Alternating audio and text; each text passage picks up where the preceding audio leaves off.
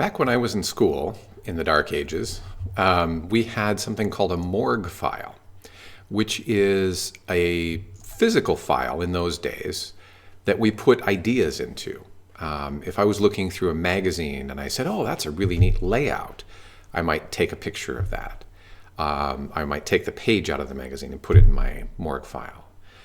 If I was wandering in a museum and I saw something and said, oh, that's a really neat piece of machinery, maybe I'm in the Da Vinci Museum or something, I might sketch that and then I'd stick that in my morgue file.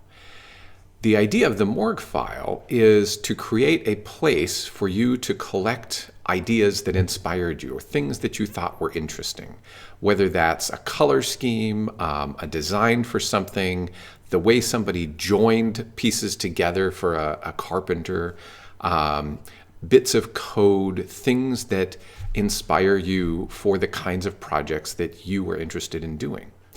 And the most useful tool I know of today for that is Pinterest. So I have a morgue file here in Pinterest that I just store stuff that I find interesting. Here's one where they transposed the letter Y into the space between the T and the P, which I thought was kind of fascinating. This guy, the rain from his eyes, happened to coincide that day with me thinking about the environment, and this may have never been intended as tears, but that's how I saw it when I posted it in my morgue file, and that's how I remember it, because it's a neat idea.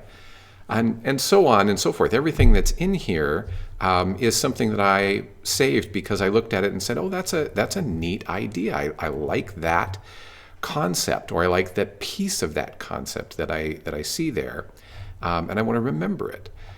So I would like you to sign up for Pinterest right now if you don't already have an account, and then search for things that might be interesting to you. So you can search for design technology, for example,